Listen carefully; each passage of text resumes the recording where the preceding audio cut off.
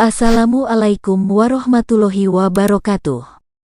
Sahabat Agenteya dimanapun berada, semoga selalu dalam keadaan sehat baik lahir maupun batin.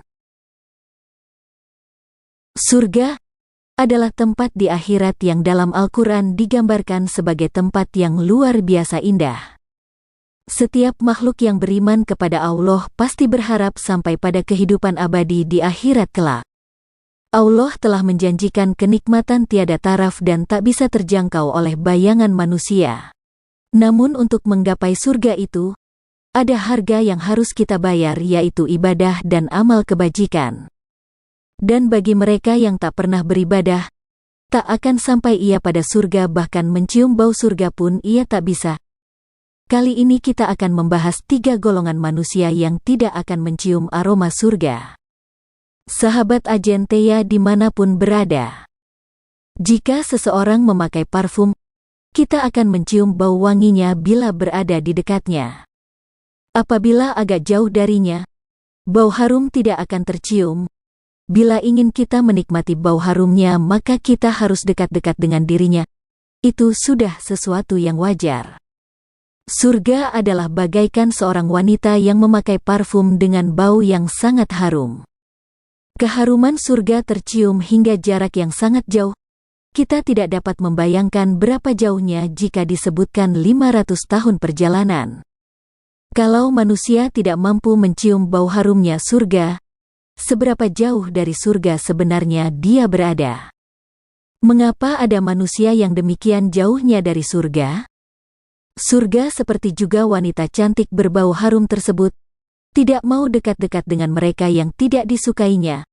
Misalnya, wanita tersebut tidak suka dengan perokok, maka ia akan berada jauh dari si perokok tersebut.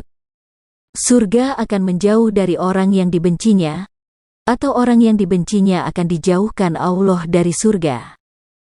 Siapa saja sebenarnya manusia yang dibenci surga sehingga mereka harus jauh-jauh dari surga yang untuk mencium baunya saja harus berjalan selama 500 tahun? Yang pertama ialah wanita yang meminta cerai kepada suaminya tanpa alasan yang jelas. Seorang wanita ketika akad ijab kabul pernikahan, ia sudah sah menjadi istri seorang laki-laki, maka pada saat itulah wanita tersebut wajib taat kepada suaminya, kecuali jika suami menyuruh untuk bermaksiat. Ketika seorang istri meminta cerai kepada suaminya tanpa alasan yang jelas, surga pun enggan mendekati wanita tersebut. Lalu yang kedua dan ketiga ialah kaum yang memiliki cambuk seperti ekor sapi untuk memukul manusia berpakaian tapi telanjang.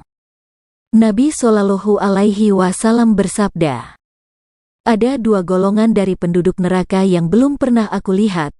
1. Suatu kaum yang memiliki cambuk seperti ekor sapi untuk memukul manusia, dan 2. Para wanita yang berpakaian tapi telanjang, berlenggak-lenggok, kepala mereka seperti punuk unta yang miring. Wanita seperti itu tidak akan masuk surga dan tidak akan mencium baunya, walaupun baunya tercium selama perjalanan sekian dan sekian. Hadis riwayat Muslim nomor hadis 2128. Di dalam kitab tafsir Gharib Mafi Sahihain Bukhari wa Muslim dijelaskan mengenai maksud dari hadis tersebut. 1. Yang dimaksud dengan kaum yang memiliki cambuk seperti ekor sapi yang dipakai untuk menyambuk manusia adalah mereka para penguasa yang menghukum rakyatnya yang tidak bersalah, atau menghukum tanpa alasan. Dikatakan seperti ekor sapi, ibarat dari para penguasa yang mempunyai kekuasaan, sebab cambuk seperti ekor sapi itu sangat besar dan ditafsirkan sebagai kekuasaan. 2. Berpakaian tapi telanjang.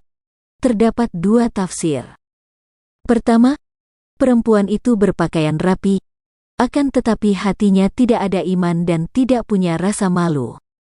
Kedua, perempuan itu memakai pakaian, namun terlalu ketat sehingga terlihat lekuk-lekuk tubuhnya atau pakaian tipis yang memperlihatkan warna kulitnya. Berjalan berlenggak-lenggok adalah para wanita yang memamerkan hiasannya dan auratnya, berhias serta berwangi-wangian, serta berjalan di depan laki-laki yang bukan mahram. Yang dimaksud kepala mereka bagaikan punuk unta, adalah wanita yang membuat model rambutnya bergelung tinggi, sehingga dapat bergerak ke kanan dan ke kiri, atau wanita yang memakai sorban tinggi seperti laki-laki. Di dalam kitab Syarah Nawawi ala Muslim mengenai makna dari lafadz kasiyat ada beberapa pendapat, yaitu 1. Orang yang berpakaian dengan nikmat-nikmat Allah tapi telanjang dengan tidak mensyukurinya. 2.